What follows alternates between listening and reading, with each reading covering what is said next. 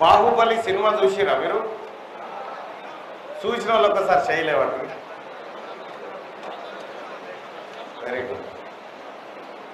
దించు పద్మక. ఓకే, బాహుబలి సినిమాలో ఆ రమ్యకృష్ణ గారు ఒక డైలాగ్ అంటారు, ఏంది? నా మాటే గట్టే చెప్పు, నా మాటే శాసనం. అంటే ఏంది శాసనం? అంటే చట్టమిగా కథం, అదే ఫైనల్. ఆ శాసనం చెప్పినట్టే ఇనాలి, నడవాలి, అంతే. నక్రేకల్ శాసన సభ్యుడు అంటే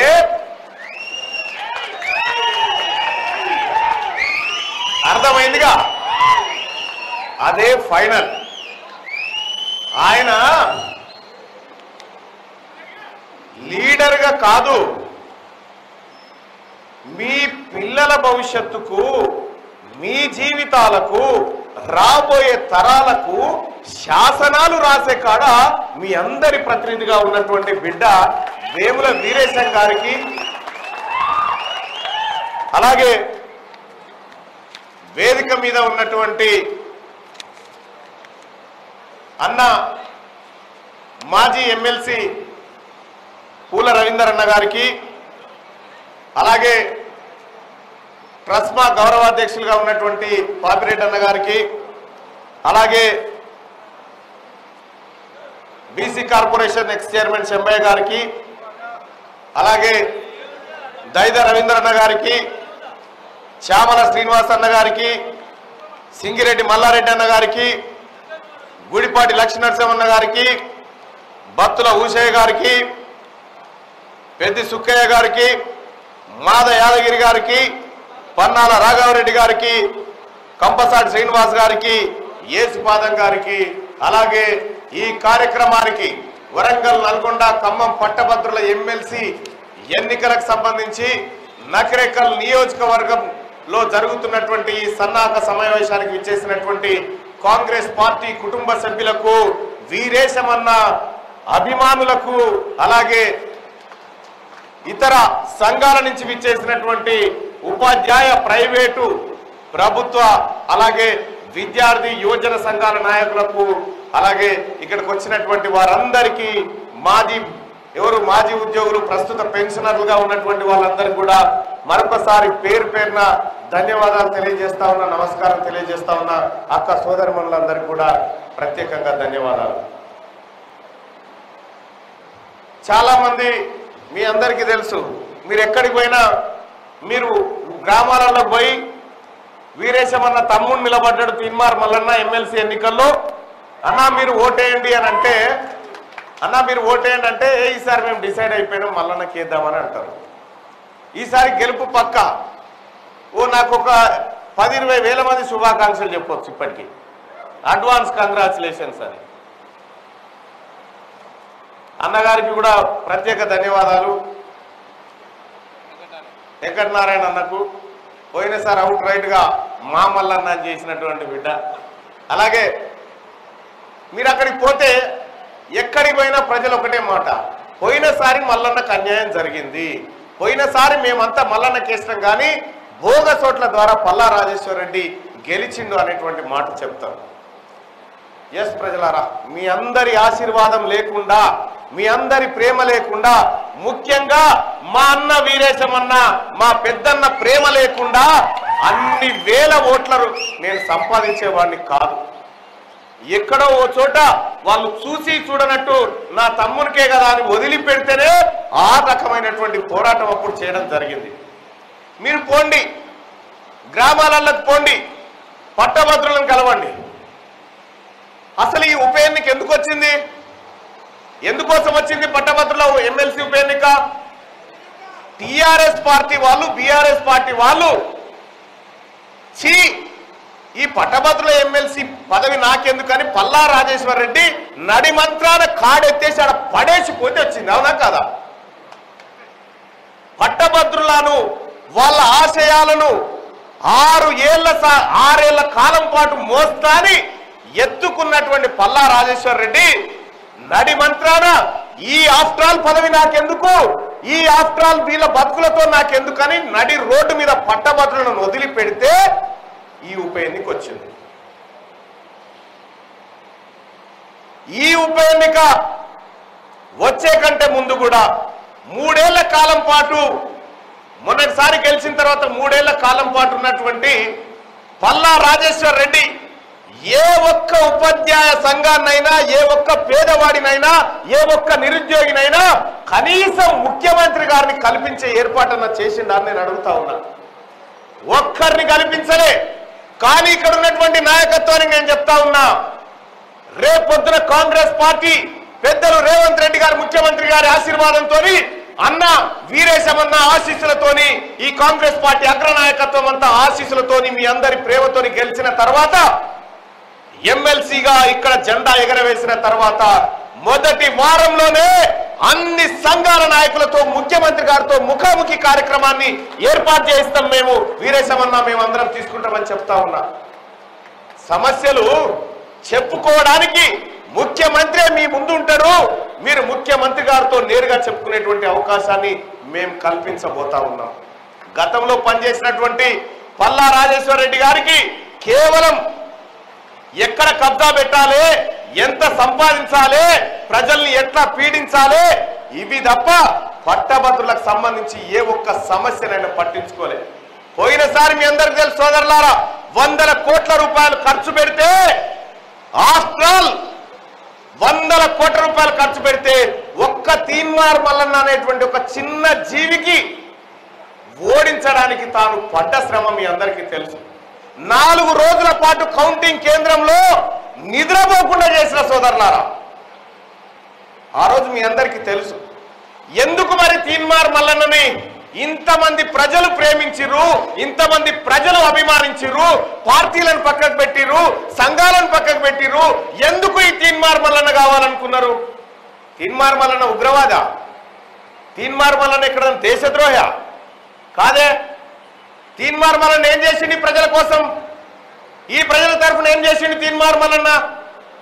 ఇప్పటిదాకా అన్నలు చెప్పినట్టుగా కేసీఆర్ ఆ రోజు విపక్షాలను మన కట్టంగూరు సంతలో పశువులను కొన్నట్టుగా కొంటా ఉంటే, ఈ ప్రజల తరఫున మాట్లాడాల్సినటువంటి వ్యక్తి లేకపోతే, ఈ ప్రజల హక్కుల కోసం మాట్లాడాల్సినటువంటి ప్రతిపక్షం లేకపోతే, ఆయల్ల తీన్మార్ మల్లన్న అనేటువంటి మీ బిడ్డ ఒకడు బయటికి వచ్చి దండానికి పేపర్లు కట్టి కేసీఆర్ ను ఇట్లా ఆరేసుకుంటూ వచ్చి, నీ కథ ఏందిరా, వీళ్ళ సంగతి ఎట్టుకోవాలరా, ఈ ప్రజలంతా ఇక్కడ గంగలబడి సావన్నారా అని అడిగిన. ఈ ఉద్యోగస్తులకు కరోనా సమయంలో ఉద్యోగస్తులకు సగం సగం జీతాలు ఇస్తా అని పెట్టిండు. సగం సగమే జీతాలు ఇస్తా అంటే, ఆ రోజు ప్రాణాలకు తెగించి కొట్లాడిన పోలీసులకు, డాక్టర్లకు వాళ్ళు ప్రాణాలు పనంగా పెట్టి కొట్లాడితే సగం జీతం ఇస్తావురా అని కొట్లాడితే మొత్తం జీతం ఇచ్చినటువంటి ఘనత, ఇప్పించిన ఘనత అది తీన్మార్ మల్లన్నది, మీది క్యూ న్యూస్ అని చెప్పి తెలియజేస్తా ఉన్నా. ఏ ఒక్క రోజు కూడా ఓడిపోయిన దగ్గర నుంచి, 3 ఏళ్ల క్రితం ఓడిపోయిన ఆ రోజు నుంచి ఈ రోజు వరకు ఒక్క రోజు కూడా ఖాళీగా లేనన్నా, మీ హక్కుల కోసం పోరాడుతున్నా, మీ జీవితాలను మార్చడం కోసం పోరాడుతూనే ఉన్నా. ఇందుకోసం కదా తీన్మార్ మల్లన్న మీద ఒక 70-80 కేసులు పెట్టిండు కేసీఆర్. 70-80 కేసులు పెట్టినా ఎక్కడన్నా తీన్మార్ మల్లన్న ఎవరికన్నా తల వంచిండా, ఎవరికన్నా గులాంగిరి చేసిండా? ఒకటే ఒక ఛాలెంజ్ చేసిన, నిన్ను గద్దె దించదాకా వదిలిపెట్టను బిడ్డ అని చెప్పిన అన్నట్టుగానే ఇవాళ తెలంగాణ రాష్ట్రంలో కేసీఆర్ అనేటువంటి ఒక నియంత గద్దె దిగిపోయింది. సోదరులారా, 100 కేసుల్లో ఏ ఒక్క కేసు కూడా తీన్మార్ మల్లన్న భూమి పంచాయతీ లేదు. ఏ ఒక్క కేసు కూడా నా గెట్టు పంచాయతీ కాదు. ఇది మీ ప్రజల కోసం, మీ పిల్లల కోసం, మన భవిష్యత్ తరాల కోసం ప్రశ్నిస్తే పడ్డటువంటి అక్రమ కేసులు. 100 రోజులు జైల్లో మగ్గిన, 100 రోజుల పాటు నా కుటుంబానికి దూరంగా ఉన్నా, నా పిల్లలకు దూరంగా ఉన్నా, ఈ సమాజానికి దూరంగా ఉన్నా, ఎక్కడ ఉన్నా రెట్టించిన ఉత్సాహంతోనే బయటకు వచ్చిన తప్ప ఎక్కడ తల వంచలేదు, మడమ తిప్పలేదు. ఇందుకోసమే కదన్నా మీరు ప్రేమించేది, ఇందుకోసమే కదా మావాడు ఉన్నాడు మా తమ్ముడు ఉన్నాడు కొట్లాడతాడు అని చెప్పి ఆ రోజు మీరు 1000 ఓట్లేస్తే కదా 1,50,000 ఓట్లు వచ్చి నా డబ్బుల పడ్డాయి. మీరు ఇందుకోసమే కదా చేసింది. ఎక్కడ ఉన్నా ప్రతి ఉపాధ్యాయుడు, ప్రతి అడ్వకేటు, ప్రతి రిటైర్డ్ టీచరు, లెక్చరర్స్, కాంట్రాక్ట్ ఉద్యోగులు, అలాగే జూనియర్ పంచాయతీ సెక్రటరీల దగ్గర నుంచి అనేక మంది నిరుద్యోగులు ఈ పోరాటాన్ని మా కోసం మాట్లాడుతున్నాడు ఒకడు ఉన్నాడని చెప్పి వాళ్ళు రావడం జరిగింది. సోదరులారా, ఇంకంతే కాదు, ఈ ఎన్నికల్లో నాకు తెలుసు మీ ప్రేమ మీ అభిమానం ఈసారి ఎలా ఉండబోతుందో నాకు తెలుసు సోదరులారా. కానీ నేను చెప్పాల్సినవి చాలా ఉన్నాయి కాబట్టి చెప్పడం నా ధర్మం కాబట్టి ఇవాళ నిన్ననే మీరంతా చాలా మంది కాంగ్రెస్ పార్టీ నాయకత్వం అంతా నిన్న అహోరాత్రులు కష్టపడి కాంగ్రెస్ పార్టీ ఎంపీ అభ్యర్థి గెలుపు కోసం మీరు కష్టపడ్డారు. అయినా కూడా నిద్రలు లేకపోయినా కూడా ఇవాళ మరో టాస్క్ మన ముందు ఉన్నదని చెప్పి వీరేశమన్న ఒక్క మెసేజ్ పెడితే ఇంతమంది నాయకత్వం వచ్చి కూర్చొని ఇంతమంది పట్టభద్రులు వచ్చి కూర్చున్నారంటే ఎంత బాధ్యతగా ఒక అంశాన్ని స్వీకరిస్తున్నారో నేను అర్థం చేసుకోగలుగుతా. సేమ్ అంతే బాధ్యతగా తీన్మార్ మల్లన్న ఏం చేయబోతుండో కూడా మీకు చెప్పి మీ ద్వారా పట్టభద్రులకు గ్రామాల్లో ఉన్నటువంటి వాళ్ళకి చెప్పి ఓటు అభ్యర్థించడం మన బాధ్యత. అందుకోసం సోదరులారా, రేపు ఎక్కడన్నా ఈ భారతదేశంలో ఏ రాజకీయ నాయకుడన్నా తన కుటుంబ ఆస్తులు ప్రభుత్వ ఖజానాలో జమ చేసి రాజకీయాల్లోకి వచ్చిన వాళ్ళు ఉన్నారా? అదే మీ వీరేశమన్న తమ్ముడు మీ తీన్మార్ మల్లన్న పని చేసుకొచ్చిండ్రు రేపు పొద్దుగాల.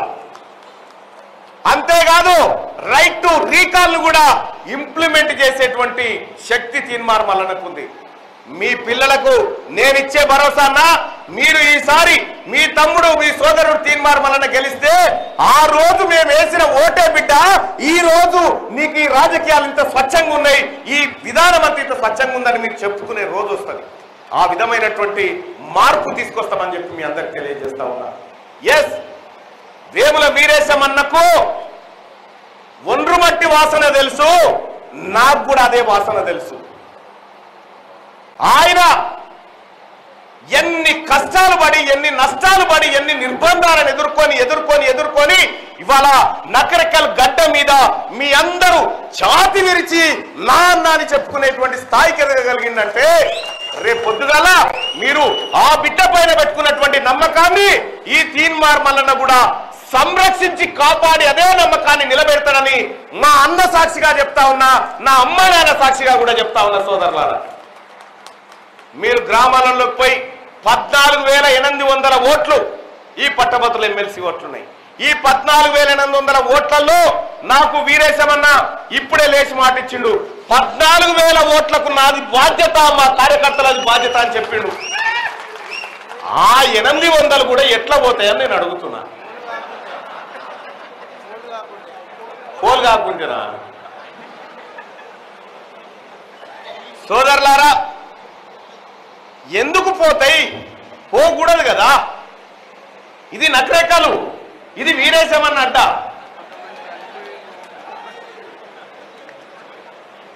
కాబట్టి ఎక్కడున్నా ఏ సందులో ఉన్నా ఆ ఓటర్ను చైతన్యపరిచి ఆ ఓటర్ ద్వారా ఇలా నకరేకల్లో ఉన్నటువంటి మేధావి వర్గం అంతా వీరేశమన్న వెంటే ఉన్నదని రేపు పొద్దుగాల రిజల్ట్ లో కనిపించాలి. అది ఆ విధంగా మీరు ముందుకు పోవాల్సినటువంటి అవసరం ఉంది సోదరులారా. ఇంకా అనేకమైనటువంటి సమస్యలు నేను వస్తున్న క్రమంలో నా ముందున్నాయి. ఇదే పల్లా రాజేశ్వర్ రెడ్డి ఎమ్మెల్సీగా ఉండంగా బీఆర్ఎస్ పార్టీ నాయకుడు ఉండంగా 317 జీవో తీసుకొచ్చిర్రు. 317 జీవో తీసుకొస్తే భార్యో చోట భర్తో చోట అసలా కుతలమైపోయి ఉద్యోగస్తులంతా నానా యాత్ర పడతా ఉన్నారు.